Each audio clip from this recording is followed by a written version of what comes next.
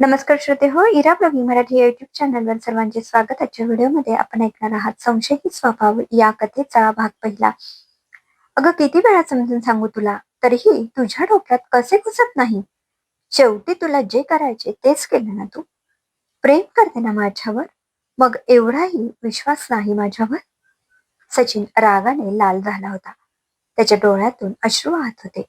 जीव तोडून तो आपल्या बायकोला रेवतीला बोलत होता. प्रेम केलं आहे म्हणून आंधळी नाहीये मी. सगळं दिसतं आणि कळतंय मला. रेवतीही तेवढ्याच तावातावाने म्हणाली. काय कळतंय आणि काय दिसतंय ग तुला? अगं बेअक्कल, ही कितवी वेळ आहे तुझी माझ्यावर संशय घ्यायची? माझा तर माझ्यावरच विश्वास बसत नाही. का का मी तुझ्या प्रेमात पडलो? सगळ्यात मोठी चूक केली मी माझ्या आयुष्यातील. हो का? माझ्याशी लग्न करून तू चूक केली का? बघच आता मी काय करते ते. दोघांच्या भांडणाने टोक गाठले होते. रागाच्या भरात रेवती बॅग भरायला लागली. आत्ताच्या आत्ता जाते मी माझ्या घरी. रेवती काय करते हे? सचिन तिला हातातली बॅग घेत म्हणाला.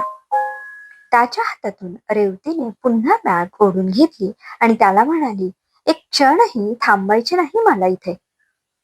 रेवती, एक चूक केली तर केली, आता दुसरी? आपल्या नवरा बायकोतील वाद आपल्या आई वडिलांपर्यंत जाऊ देणार आहेस का तू? का घाबरतोस? तुझे लफडे आई बाबांना कळेल म्हणून? रेवती म्हणाली. काय बोलतेस, तुझं तुला तरी कळतंय का? माझ्या आई बाबांना माझ्यावर पूर्ण विश्वास आहे, पण आपल्या भांडणांमुळे त्यांना त्रास नको म्हणून म्हणतोय. या चार भिंतीच्या आत ठेव आपल्यातील वाद. सचिन तिला म्हणाला. तू कर तुझ्या आई बाबांची काळजी. माझे आई बाबा स्ट्रॉंग आहेत. आता तेच तुझ्याशी बोलतील. रेवतीने रागारागाने बॅग भरायला सुरुवात केली. सचिन तिला तळतळीने समजावण्याचा प्रयत्न करत होता. सचिन आणि रेवतीचे लव्ह मॅरेज होते. दोघेही एकाच कॉलेजमध्ये होते. सचिन रेवतीला 1 वर्ष सिनियर होता. कॉलेजच्या वार्षिक स्नेहसंमेलनामध्ये दोघांची भेट झाली आणि कॉलेज संपेपर्यंत दोघे एकमेकांच्या प्रेमात पडले. सचिन एका सर्वसामान्य कुटुंबातील मुलगा होता. त्याला एक मोठी बहीण होती.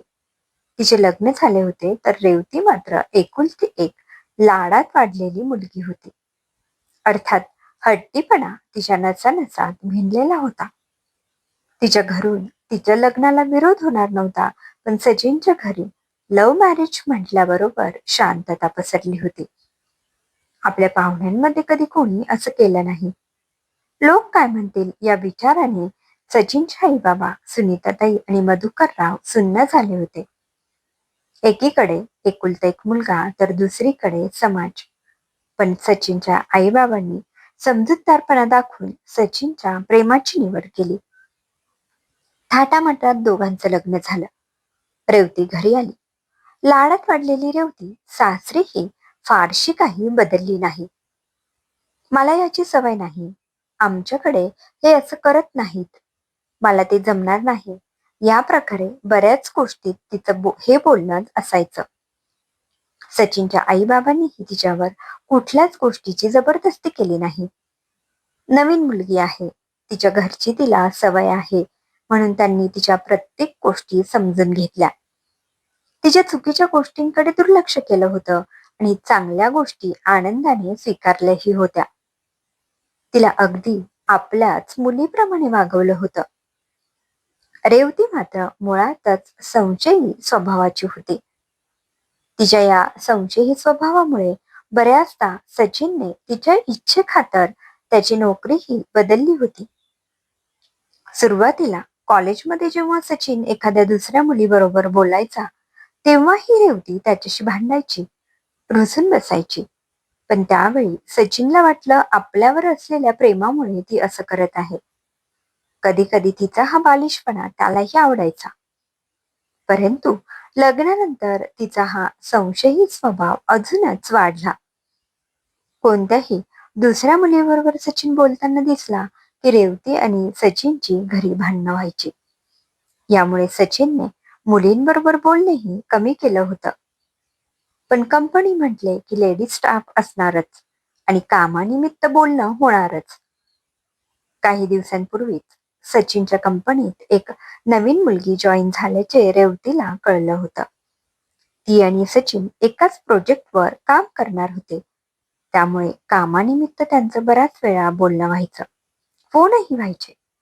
एकदा दोनदा रेवतीने स्वतःच फोन उचलून त्या मुलीला सुनावलेही होते. त्यानंतर सचिनला त्या मुलीची माफी मागावी लागली होती. कसं बसं त्यावेळी त्याने ते प्रकरण मिटवलं होतं. परंतु यावेळी मात्र रेवतीने हद्द केली होती. कॉफी शॉपमध्ये बसून दोघांनी एकत्र कॉफी घेतल्याचं तिला समजलं आणि ती ऑफिसमध्ये पोहोचली. सचिन मीटिंगसाठी बाहेर गेला होता. रेवतीने ऑफिसमध्ये बराच गोंधळ घातला. सर्व स्टाफ समोर ती त्या नवीन मुलीला नको नको ते बोलली. ही गोष्ट वरती बॉस पर्यंत गेली आणि या प्रकरणाला नको ते वळण लागले. लोकांना काय सगळण्यासाठी विषयच पाहिजे असतात.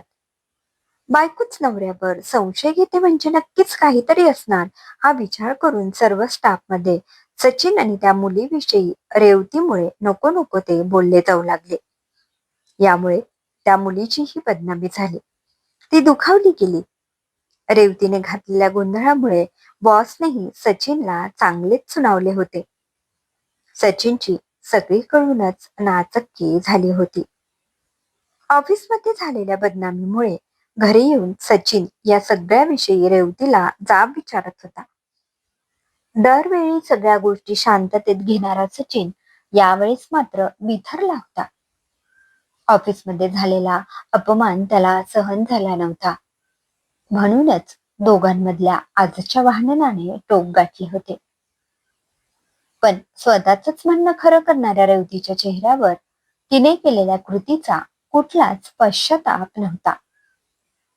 रेवती बॅग घेऊन बडबड करतच रूम बाहेर निघाली. तसा तिच्या मागोमाग सचिनही निघाला. रेवती, रेवती थांब, रेवती, रेवती थांब. असा वेडापणा करू नको. कधीतरी मला पण समजून घे ना ग. त्याच्या बोलण्यात तळमळ होती. रेवती त्याचं काहीही न ऐकून घेता खाली पोहोचली. त्यांचा गोंधळ ऐकून आई बाबाही हॉलमध्ये आले. रेवतीच्या हातात बॅग बघून आई म्हणाली, काय झालं रेवती? बॅग घेऊन अशी एवढ्या रात्री कुठे निघालीस तू? तुमच्या लाडक्या लेकाला विचारा ना, रेवती ही रागाने म्हणाली. तिच्या या वाक्यावरून आईबाबांनी सचिनकडे बघितले. मुलाचा केविलवाना चेहरा पाहून आई म्हणाली, सचिन काय झालं सांगशील का? आई, अगं फार मोठा गैरसमज झालाय आणि ही ऐकतच नाहीये. गैरसमज? सरळ सांग ना, तुझे लफडे आहेत बाहेर म्हणून मी चालले. रेवती, आई बाबांसमोर असं बोलल्यामुळे सचिनचाही आवाज वाढला होता. काय? काहीतरीच काय बोलते रेवती? तू काय बोलते हे तुझं तुला तरी कळतंय का? सचिनचे बाबा हे जरा मोठ्या आवाजात म्हणाले. आईने बाबांचा हात पकडला आणि पुढे म्हणाली, रेवती, अगं तुझा काहीतरी गैरसमज झाला असेल. जे काही गोष्ट असेल ती बोलून शांतपणे सोडवा. असं घरातून निघून जाऊन टोकाची भूमिका घेणं योग्य नाही. मी मी टोकाची भूमिका घेते? बरोबर, तुम्हाला तर तुमचा मुलगाच योग्य वाटणार ना. मी आता इथे थांबणार नाही. असं म्हणून रेवती घराबाहेर पडली देखील. तिघेही तिच्या मागे तिला थांबवण्यासाठी गेले, पण ती कोणाचेही ऐकून घेण्याच्या तयारीत नव्हती. रेवती गेल्यानंतर सचिनने आई बाबांना सगळे जे घडले ते सविस्तर सांगितलं. त्यावर त्याचे बाबा त्याला म्हणाले, अरे तुला माहितीये ना ती कशी आहे, तर मग तू आधी त्या सगळ्या गोष्टींची काळजी घ्यायची नाही का? बाबा, सचिनला आपले अश्रू अनावर झाले होते. त्याला पुढे एकही शब्द बोलता येत नव्हता. आपल्या लेकाची केविलवाणी अवस्था पाहून आईलाही गलबलून आले. दोघांची ही अवस्था पाहून बाबा म्हणाले, उद्या मी बोलतो सतीशरावांशी, ते समजावतील रेवतीला. क्रमशः सतीशराव रेवतीचे बाबा समजून सांगतील का रेवतीला? वाचू पुढील भागात. श्रोते हो, कसा वाटला कथेचा पहिला भाग कमेंट मध्ये अवश्य कळवा. पुन्हा भेटूया कथेच्या पुढील भागात.